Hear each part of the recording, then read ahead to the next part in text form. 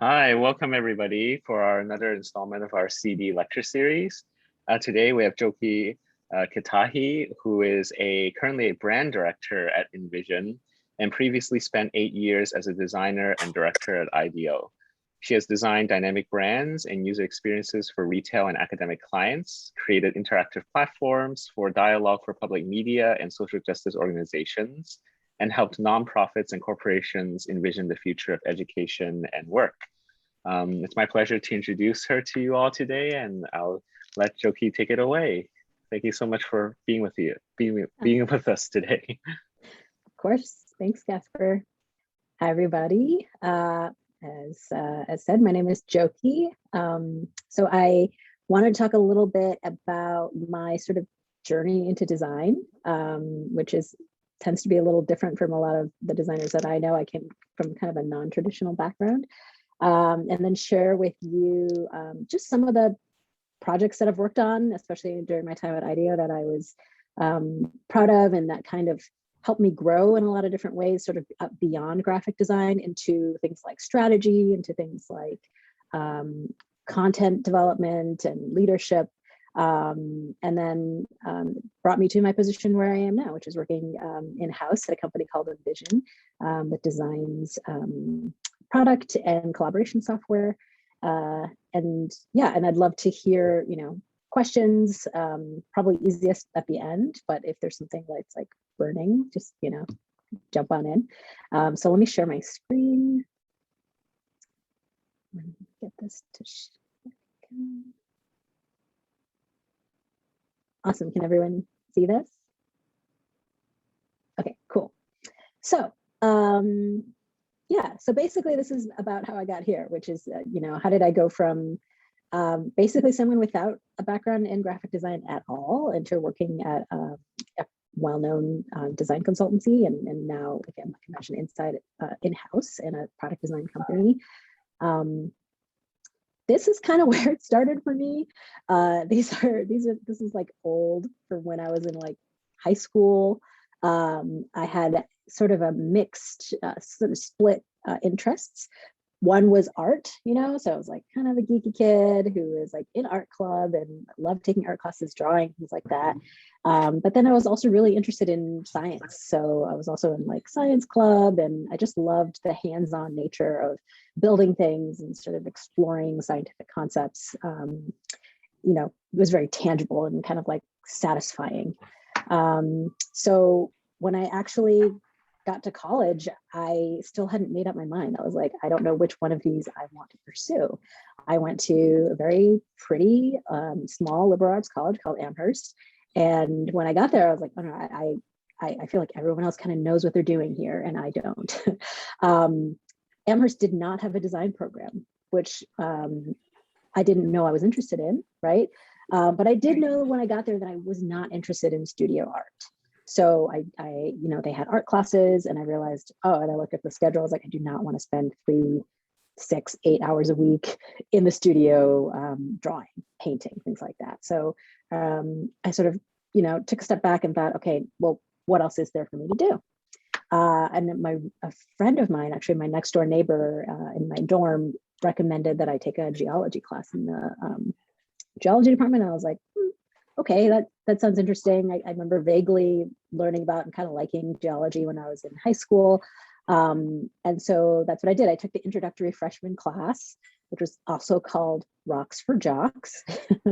And I ended up meeting like these wonderful professors, best teachers I've ever had. I was like fascinated by them and their teaching style and like how passionate they were. And I just kind of kept taking classes with those professors. And one of them became my advisor and was like, why don't you just be a major? And I was like, okay, nothing else doing right now. So I ended up, traipsing around, smashing rocks. I did my thesis project in Greece, just again, studying like mineralogy, petrology, how rocks form, the chemistry and sort of science of the earth, which is really interesting. And when I graduated, I managed to land a job working at the American Museum of Natural History, which again was sort of a surprise, but like wonderful, right? Because all I wanted to do when I graduated college was move to New York and potentially find a job in my major. So somehow this happened.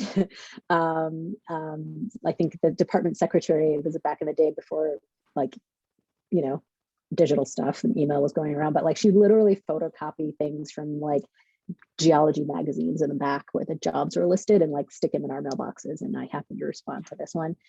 And I thought, great, this is a cool job. I'm just gonna like help out the curator of the rock collection. And basically I was the manager for the collections, which meant I did something what was called accessioning, which is when we get samples in from researchers or from you know, other institutions that have donated some of their collections.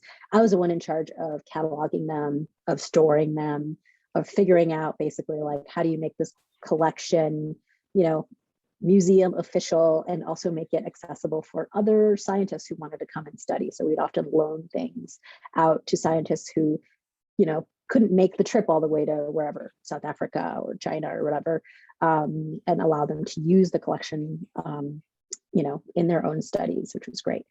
So it was an amazing place to work. I got to see behind the scenes. I got to, you know, meet really cool, talented people. But it was also very academic. Like everyone who worked there, the curators who worked there were doing research. Their salaries were paid by getting grants to do research. And so everything that happened behind the scenes in the museum felt a little bit like a university, which was cool for a while. And like I said, like I learned so much from doing that. But I realized after a while that I actually really missed working with people. I missed making things. And so I would find myself doing these little projects, which was like, great. We have all this shelving, you know, like rows and rows and rows of shelving, but like the visual system to actually, for me to find a sample, or for someone who wasn't me to come in and find a sample, was really complicated. So, you know what, I'm just going to redo all the labels and color code everything, or I'm going to help out my boss draw a figure for this paper that he needs. So I was always doing these things that were sort of design oriented, but I never thought to call it that. You know, I never thought like, oh, I'm doing graphic design. Because somehow buried in the back of my mind at the time was the idea that like graphic design meant like advertising or something like that. So after this, you know, I started realizing that like all these things that I was interested in had to do with like making things and typography and sort of like spatially oriented things. And so what would happen if I like just tried to do a little bit more of that? And so I ended up, oh, right, I was gonna mention this too, which is like, I also started realizing that like, these are my notes. These are my notes from my freshman geology class at Amherst. And like, this is the way I was processing information. I was like, you know, using lettering and colors and sort of 3D images that I would draw in my notebook. And that was what helped me like retain information. So the whole while that I was like sort of on this science track, I was also using all of these visual techniques to create systems for myself to learn.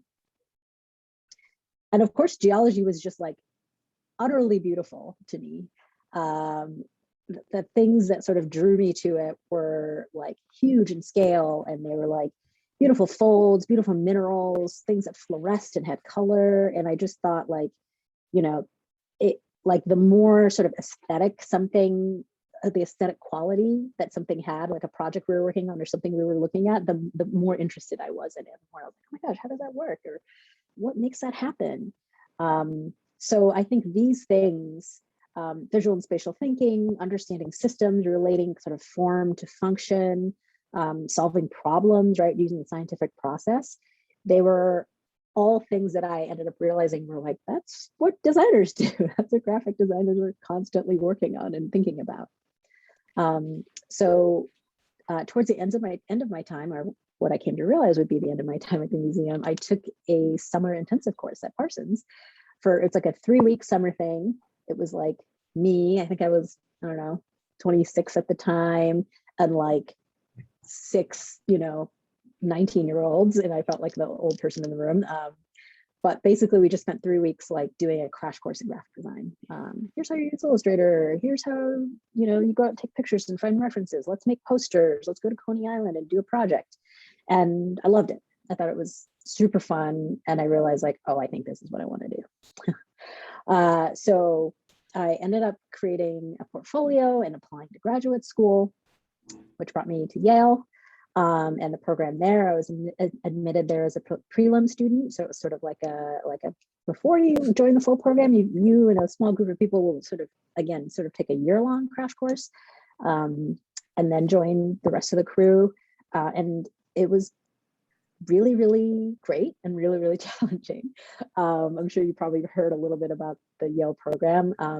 It was something that honestly, I don't think I was prepared for. Like, I think I had, again, I was sort of new to design. I was new to understanding, all the different sort of ways that design could be used, all the different ways you could learn it. And this program at Yale was like very sort of very rigorous, right? In learning about theory, learning about practice. It was also very open. It was, a lot of open-ended briefs. It wasn't like, hey, we're going to do a branding project. It was like, hey, go out and make a project about, broad topic, and you can make whatever you want.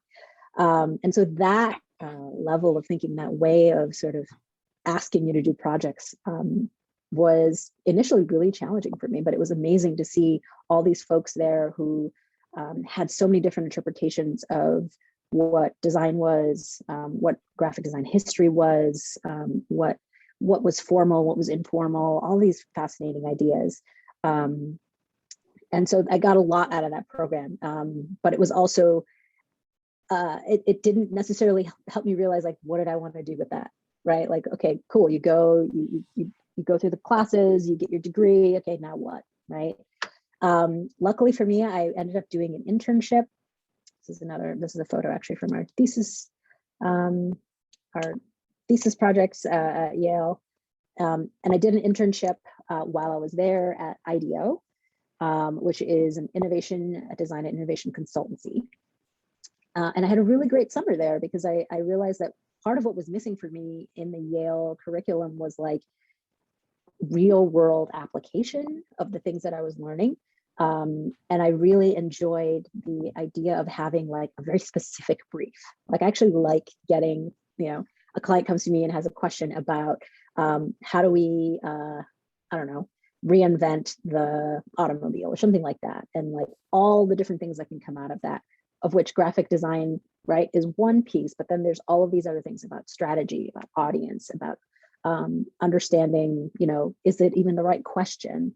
So those were the things that are like, okay, cool. I love this. I love thinking about graphic design in the context of a larger problem. And so that's a lot of what we did at IDEO. And so after I graduated Yale, that's where I started full time. And then I was there for 8 years, and now I am at a company called Envision. And this company basically has had a long history, some of you might have used it, of creating collaborative software for product design, and now is sort of moving into creating software for any kinds of projects. So, if you work at a company and you're in finance or HR or whatever, you can use the whiteboards or use any of the other tools to sort of bring people together, especially now that everyone is remote. But I thought it might be interesting for you guys if I talk a little bit about this path and some of the things that I took from, sort of like Yale and this formal graphic design master's program into like my really long time, this 8 years at IDEO, and doing sort of design thinking focused, work, and then landing at Envision. So a few projects. These are all projects I did while I was at IDEO. And these were the ones that felt that when I try to like remember many projects that I worked on, these are the ones that stand out for me as like being probably the most challenging, but also ultimately like the most rewarding for me. And I think for also the clients that we worked in, like the solutions we came up with were really interesting or kind of helped push the organizations we work for a little bit further. So I'll walk through a few of these. I'm just checking. Yes, I don't think anyone has questions yet, but I can't see. So if you do have a question, just like shout it out so I can hear. All right. So first project is one we did with the New York Civil Liberties Union. They came to us with the question of, they wanted to do a project around over policing in New York City. So they had done this wide-ranging survey across all the boroughs of New York, asking citizens, asking police officers, basically, to try to capture in data a picture of people's experiences with the police. And so they had this huge set of data, and they wanted to put it back out there somehow. And they came to us and said, like, okay, can we do a campaign of some sort? And I think, when we heard that word, like campaign, like I tend to think of like, oh, it's like a magazine ad or like posters on the subway or something like that, which, would have been nice, but we really wanted to work with them, and they were really interested in like, can we turn it into something a little bit more than that? That isn't just like reading about something like difficult or something that someone might like just pass by and ignore on a poster, and actually turn it into something that felt like a conversation, something that felt like something that people could really engage with. And so we did a lot of work sort of trying to understand what that could be, what the moments across it could be, what were people actually interested in talking about or sharing, right? So like there's the experience of the people who have been over policed. There's the experience of people who live in communities where that they've never even had that experience. They actually have very positive experiences with police or none at all.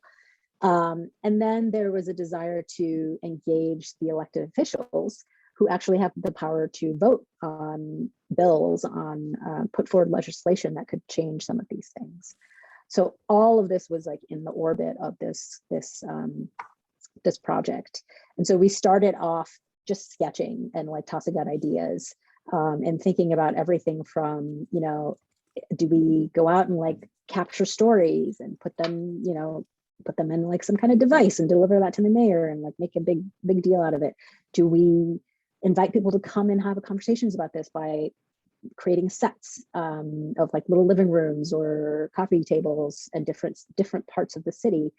Can we help people actually have that difficult conversation using something like conversation cards or prompts?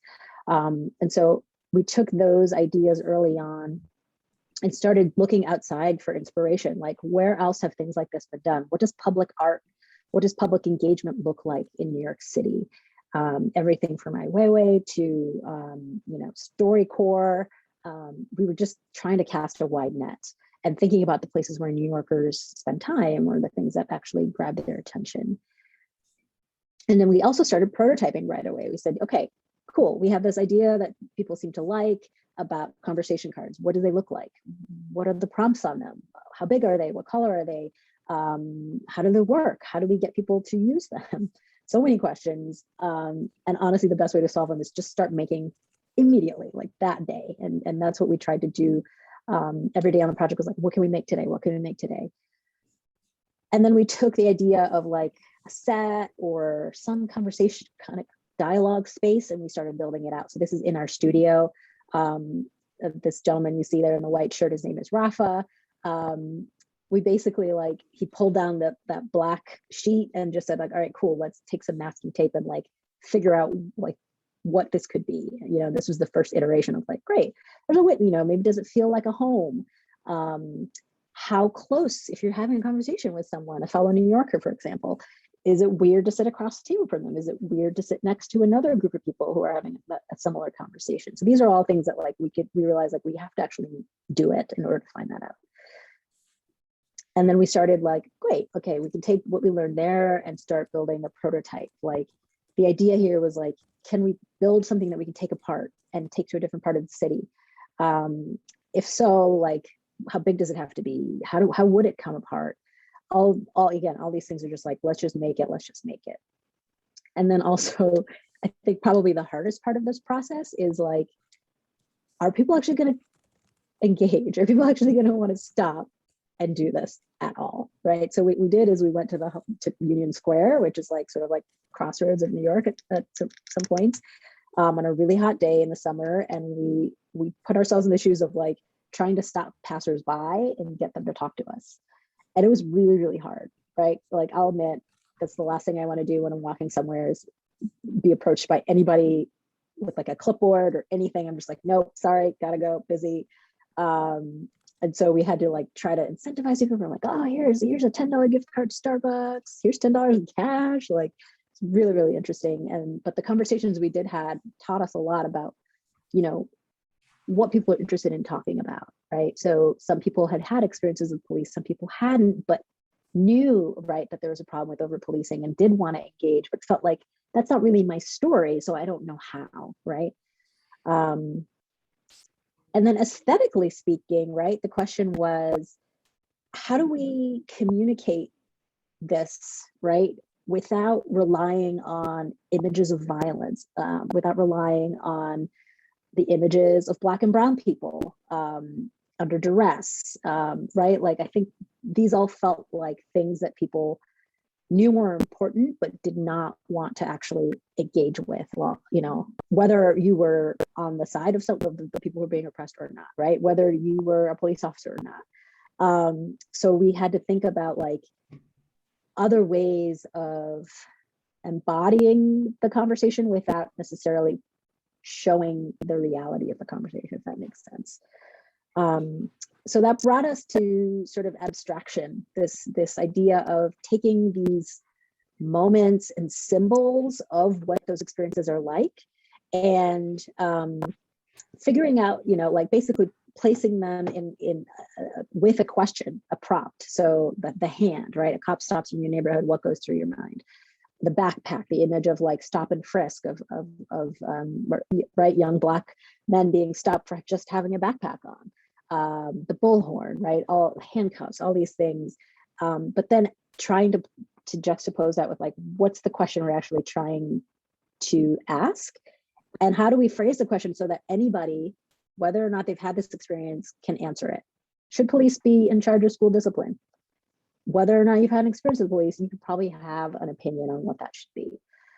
So we started leaning on these prompts and leaning on these sort of symbols to and a color palette that felt like, let's not do blue, let's not do black, let's actually bring in other colors that felt like a little warmer, a little friendlier, and start using that to, one, to create the space, which we ended up calling the listening room. And this is what it looked like. Essentially, it was something that you could slot together, and you could pack in a duffel bag, take it apart, and take it in a taxi to a different part of the city. They got set up. I think there were like more than 50 of them, 50 events rather, not 50 of these pods or whatever. But they were, you know, in parks, they were indoors, they were outdoors, and essentially they were a place where people could stop. They could talk to each other. They could use these cards that we created to have the conversation.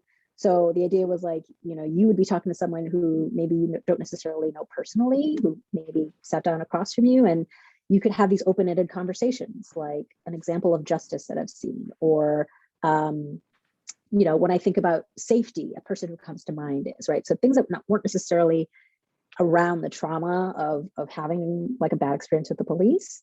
And there were also different categories. There were stories, questions. They were actually statistics from the data that the NYCLU had collected.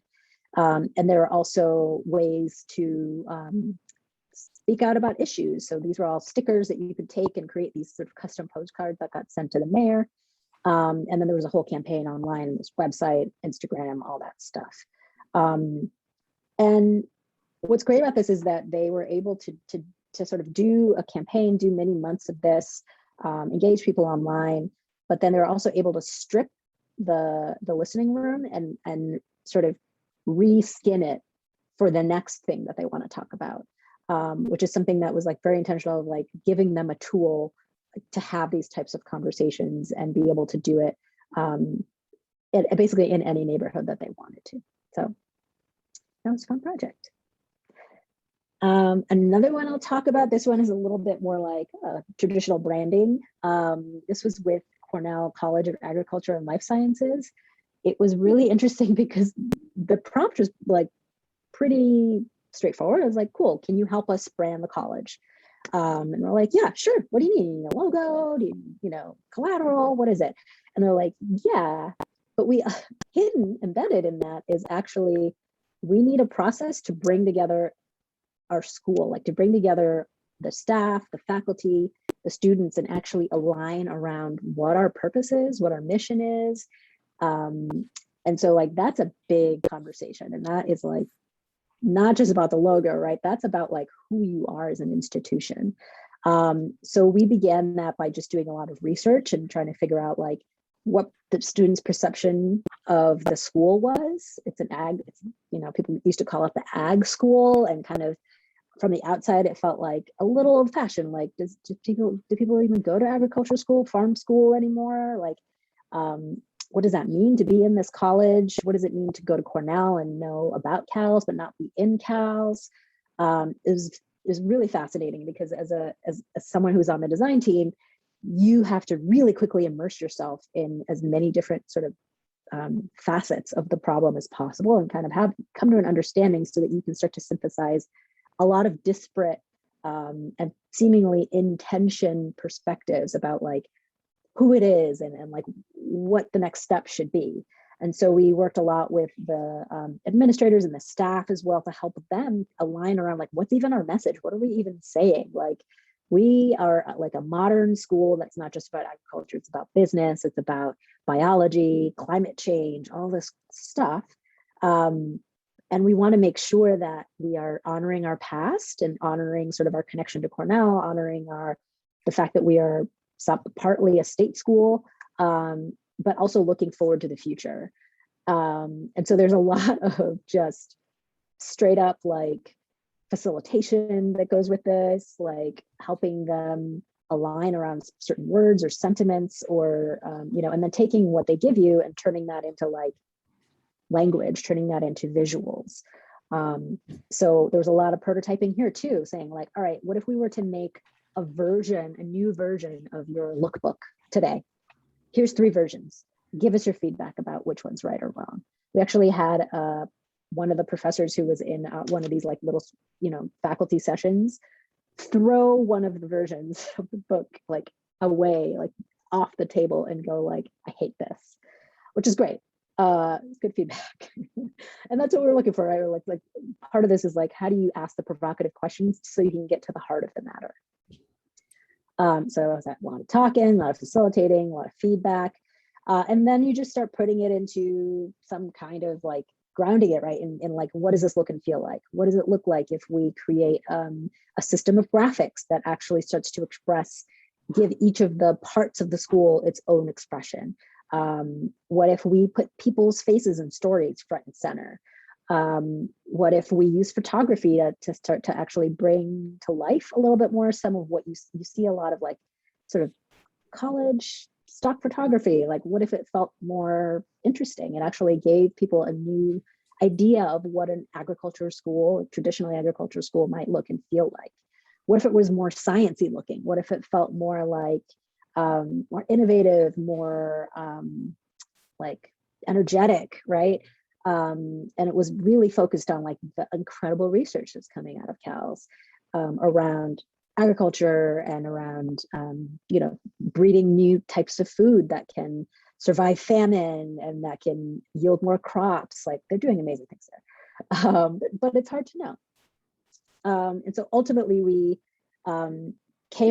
collectively came up with a new identity for them, that we were able to sort of marry the two worlds of like, all right, here's a logo we can work with that you can like own within this ecosystem that is Cornell, which is quite large, and that brings you a new set of like imagery, a new set of language, a new tagline that you can actually start to implement immediately, right? And that when students like click on the website, they're not just seeing historical images, they're actually seeing like the real school, which is like young people who are really interested in you know, different facets of agriculture, but also in science, in communication, in virtual reality, and make it feel like, you know, a relevant, fun place. And so these are images from like their recent, some of their recent graduation, like being excited about the brand.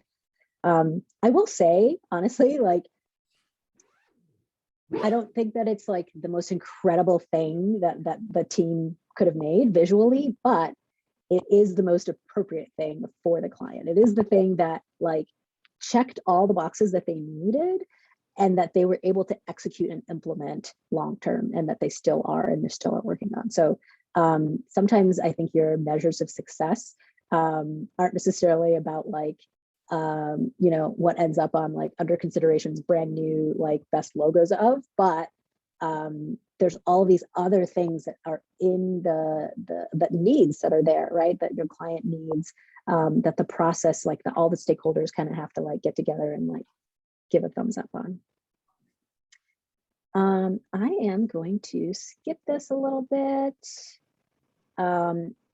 And yeah, so I wanted to like bring this together a little bit in that I think what I took away from the master's program, like from like, again, the first program that I'd had, which was like a formal sort of graphic design education, was the idea of like grounding your expression in like concept, right? So what is the concept underneath like what it is you're doing? Like, what are you trying to express? Where does it come from? How does it hang together sort of like in the background? And then how is it expressed in the foreground? These are, you know, all these like formalist ideas. When you put them in a new context and you sort of, you know, say like, okay, I'm going to go out and work in consulting, work in a company to, you know, to do brand work, to do visual work, like you have all of these other sort of things that come into play. One of which, huge one of which is stakeholders, other people who are giving you your briefs or giving you feedback on your work, other people who need to know that this is viable, that this is reproducible, that this is ownable. And so, you know, there are some, as I said before, like tensions, like between the thing that you want to do, the thing that you know is interesting and that you know is like different or new or like a place you want to take this, and the thing that like the responsibilities you have, right, as like an employee or a team member of the team. And yeah, it's hard sometimes to find your way through those challenges. But I think one big takeaway I have is like, you also have so many more sort of points and people to collaborate with, like points of collaboration that help you sort of get the ship where it needs to go, get you to your destination. And that's something that I didn't have the experience of when I was in the master's program, because I don't think I did a lot of collaborative projects, but you know, it felt like I was kind of in a room by myself a lot. Versus like, oh, okay, now I'm working with a team of people. And I personally got a lot of fuel, right, from being able to work with people and get really rapid feedback from people. And then now in the position that I'm in right now at Envision, it feels like that way even more, right? Because no longer am I moving from project to project to project that are in a totally different field and a totally different industry. Now I'm like, okay, I understand like the company I work for, I understand what our product is, who our audience is. We can be a lot more nuanced and a lot more focused on the things that we need to produce, and also like see them through from inception all the way to like execution and iteration and beyond that. Couple last thoughts, just some things thrown out there, because these were things that like I wish I had done more of when I was sort of still, you know, at Yale, still learning about graphic design. One of which is, you know, watch but don't always follow, meaning that like there's a lot of things I think you see out there in the world that you get excited about, especially if you're like me and you like hadn't really had that much exposure to graphic design, and then you like see a cool thing, you're like, oh neat, I love that color blue, like I want to use that color blue in my next project, and then you're like, oh damn, everyone is using that color blue. Right? And then you just have to think like, okay, you know, it's very popular. Like, why am I using that color blue? Is that color blue right? Okay, if I'm going to use it, how am I going to use it? Am I going to use it to comment on why I'm using it? I think that there's a lot of interrogation that you can do about the things that you're seeing out in the world, the trends that you're seeing out. And now that graphic design is it's so accessible to, you know, the trends are so accessible. You can just go on Instagram and see like what other people are doing, what ends up on blogs, what ends up, you know, in social media. I think that's amazing. But I also think it gives you an opportunity to kind of say like, what, I've seen that a couple of times. Like, why is that? And is that something that I want to explore, or is that something I want to move away from? you probably have seen like things like this where it's like everybody's kind of doing the same thing. Like companies are all going sans serif, or a bunch of startups like, hey, why do we all look the same? Where are all these logos exactly? You know, so just like similar to each other. And as a designer, you know, you have an opportunity to kind of like start to push things in a different direction if you so choose. So to follow up on that is like questioning why things are the way they are. And I think the deeper question there is like basically like who's making the rules here, or like under like what are the structures that are in place that have informed what I've been taught, what I see in the world. I think, you know, this is like the results from the 2019 design census about like ethnicity in graphic design, for as one example, right? Like it's predominantly white, which means that there's a lot of perspective about predominantly white culture and perhaps not about Asian or Latinx or Black and African American culture. Like there just aren't as many designers, right? So what does that mean about the makeup of the design teams you're going to be working with? What does that mean about the stories you're going to see, or the visual expressions that you're going to see out there? There's a great course that I took, my creative reaction lab, about design thinking and white supremacy, and it was really interesting for me to be in a company, right, that has like all about design thinking, and have so many of the things that I took for granted be challenged, you know, but to also like, so to see things that I was like, yeah, I've had that experience, but also be like, oh yeah, but like I've never actually really questioned that before, and now I think I will. And like I've started to seek those moments more and more, really, like try to find the counterpoint to what I take for granted. So again, following that is to step outside the canon, find the people out there who are, you know, who are challenging the status quo, who are finding other stories to tell. Like Jerome Harris has As Not For exhibition, which is about work. It's basically a historical survey of graphic design work from African American graphic designers. I have a colleague named Nancy who also went to Yale, who's done a lot of amazing work about like decolonializing graphic design education. So I think like these are my like personal sort of like things that I have seen and that have helped broaden my understanding of what design could be, who design should be for. And I think like find your own. And I think like the program that you're in, the people that you're around are probably, you know, this might be like, yeah, duh. But I wish I'd had this more of this prompt like at the very beginning of my graphic design education.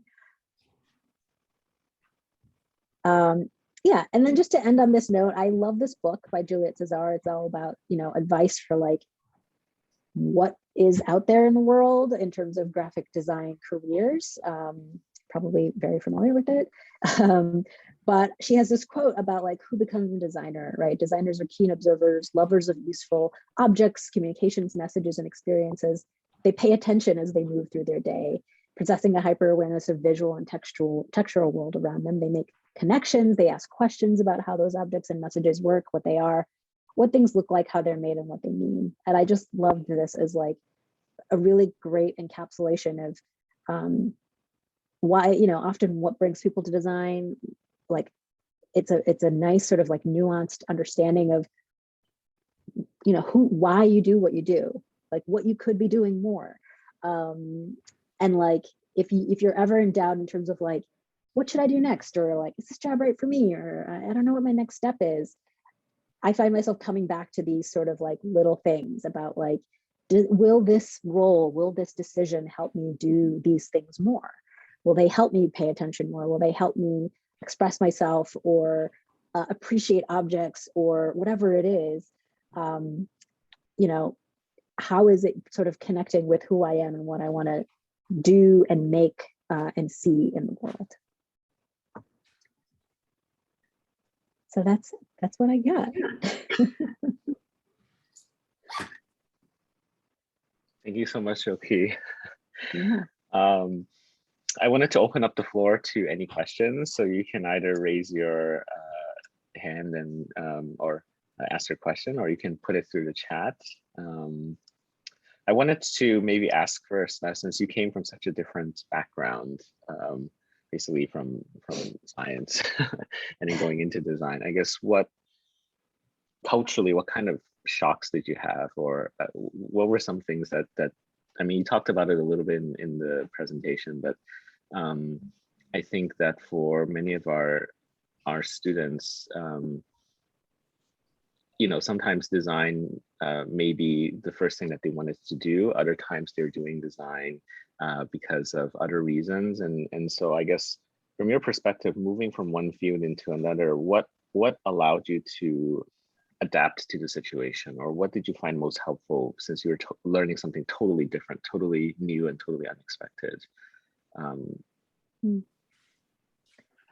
Yeah, that's a good question. I actually, I mean, I think that transition took me a while because I you know, coming from a science background and sort of like being in science classes, I felt like I spent a lot of my time like this, like with my notebook and like writing notes and, you know, trying to like make sure I kept, you know, wrote down formulas or observations or whatever it was. And so I think I took that into art school and very quickly realized like that it was very hard to capture like some of the conversations that were happening, or I would take notes and then come back later and be like, what is it? What does this mean? Like I had to actually put down my notebook and be more present, you know, and like, because we weren't talking about formulas and, you know, kind of like processes, you know, we were talking about art, we were talking about theory, we were talking about these sort of like more ephemeral things. And so I had to shift, honestly, quite a bit into saying like, okay, I have to trust that it's okay that I'm not a record keeper here. I can just like be in the conversation. I can speak up. I can express myself more than I normally would, you know, in a science sort of like academic environment. So it was a different mode for me, one that like it took practice. But you also mentioned that there were some similarities, if I remember correctly, like because you were also saying that in your early notebooks, you were already in a way doing design in a way that you were taking notes. I guess, are there any, how would you, how would you, I guess, characterize that? I mean, I guess what are some tangible things that our students could take away from kind of from that experience of that transition and taking notes and trying to learn in this kind of new method? Yeah, for me, the similarities were around sort of understanding systems and the like, in my mind, I often like say that the scientific method and the way it worked kind of reminds me of the design method, right? So the scientific method is like come up with a hypothesis, you set up an experiment, make observations, and then, you know, you adjust your hypothesis and kind of starts, it's like this little loop, right? And a lot of times design is like that, where you have an idea and you try to make it, and then you know, you tweak it, and then you kind of come back around, you find yourself doing this iterative process. So in my mind, you know, like I said, at the very beginning of my design schooling, I was doing that. I was kind of using that as a way to try to make sense of like, what should I be doing, right? Like, what part of the process am I supposed to be in now? Is it about the idea, the concept, or the idea, or like, okay, I got all this critique, and at this critique, everyone said these things like, how do I listen to all of it? Do I listen to none of it? Like, what do I do, right?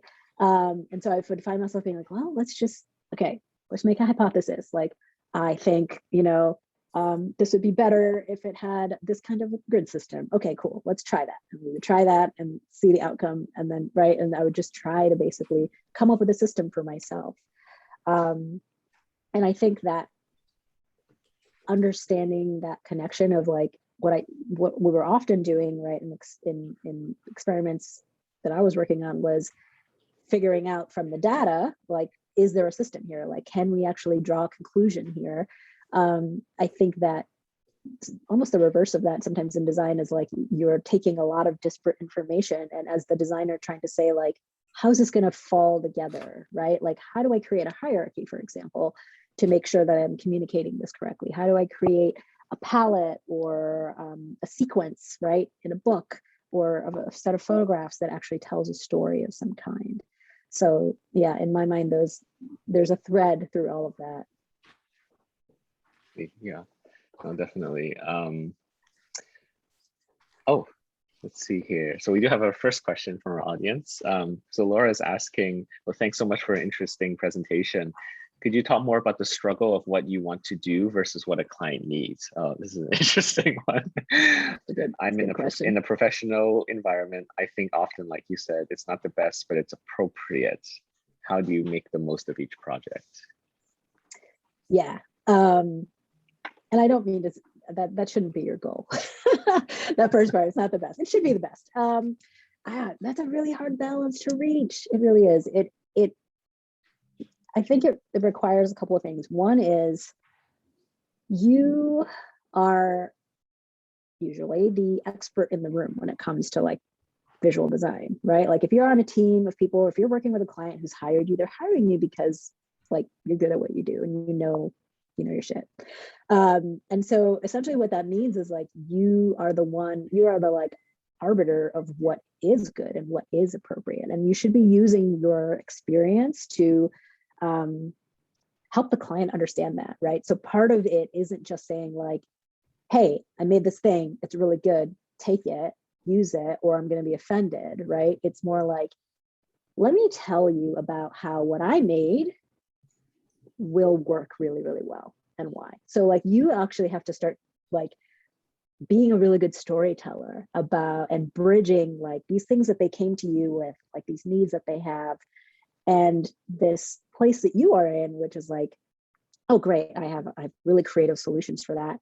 I'm going to walk you through, right, why and how I arrived at those solutions, which shouldn't be out of thin air. And I'm going to try to basically like connect those really, really closely so that you understand why I made the decisions I made. So why did I choose that color? Why should we make it this size or this shape or this composition, right? Your job is to be the designer, but also the narrator, right, of what that experience is. So, sometimes you'll run into like, you spent a lot of time on something and you thought it was really awesome and the client's like, nah, right? Like, I don't like it. Right? Or, you know what, we can't do that because it's too similar to something else, or there'd just be things like that, right? And so again, your job as a designer is to sort of have more than one idea in your pocket, like you several expressions, right? Several solutions to whatever that client might need. And so you can say like, okay, cool, wow, the thing I showed that was my favorite was their least favorite. All right, cool.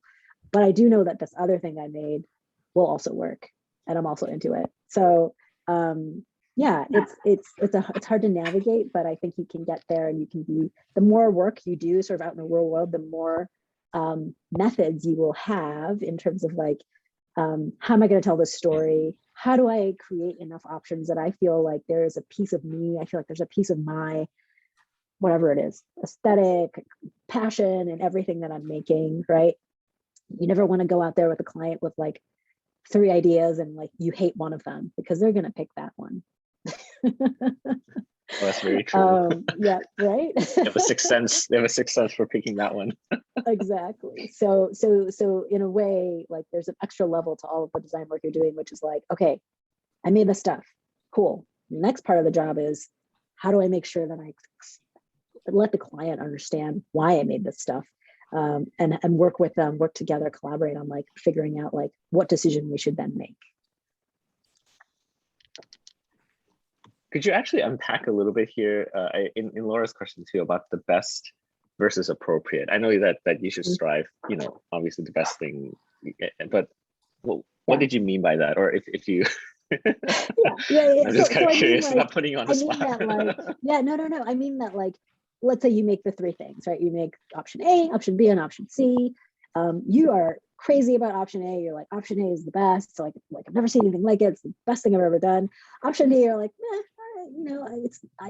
it's good. It's good. I like it, but I don't, I don't love it. And then option C is sort of like, I did what they asked, right? They wanted a circle and a flag. I made the circle with the flag. There it is, right? And then they love the circle with the flag. And you're like, right? I think then you end up feeling kind of like, okay, I'm disappointed that like the thing I want to put out in the world is not there. They're not seeing the vision. I've tried to explain it. It's not working. But the client is all about it, right? Again, it checks everything off that the client really, really, really needs. I think, you probably find yourself, especially if you're working right with a team of people and everyone's like, oh, we gotta give the client what they want. It's still your job to kind of say, okay, is there a way for me to make this better, right? Like I kind of threw it in there because that's what they asked for, and I wanted to show them a version of that, right? So there's lots of things you could do. You could say like, okay, it's not the best. Yes, it has the things I want, but I think I can make it better, right? It's my job. It's my job to say like, look, I know you wanted the circle with flag. Here's actually other ways we could do it, right? And like, so you try and you try and you try, and you're again, your job is to like, the client has hired you, the client is giving you money. And so hopefully you're delivering on what the client actually wants, but you're also in good faith, actually trying to give them what they need as well, right?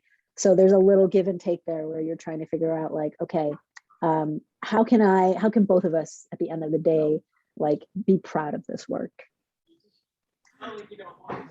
Makes a lot of sense. I think we might have time for another question if there's any from the audience.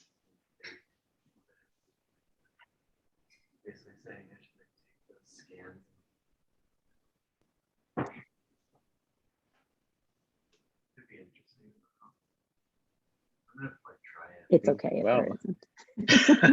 Well, it's definitely, I know that for the seniors, they've had like basically a 6-hour class, so this is at the end of their thanks for coming. That was and for the sophomores, I think whenever they're it's also they also had a morning class as well. So if there aren't any questions, I do want to say thank you so much for sharing your wisdom and your expertise with all of us.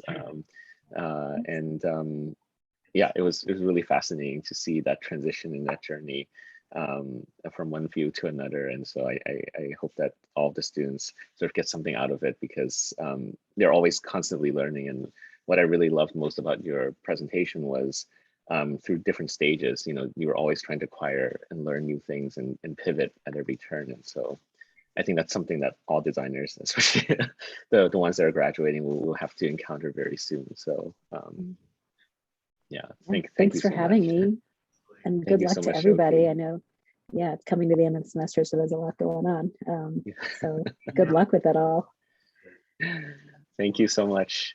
And I think our next CD lecture will be on November 19th. So please stay tuned. We'll be sending an email about that when the date approaches. So thank you, everybody, and we will see you all very soon. Njoki, thanks again. It's great to see you. Yeah, you too.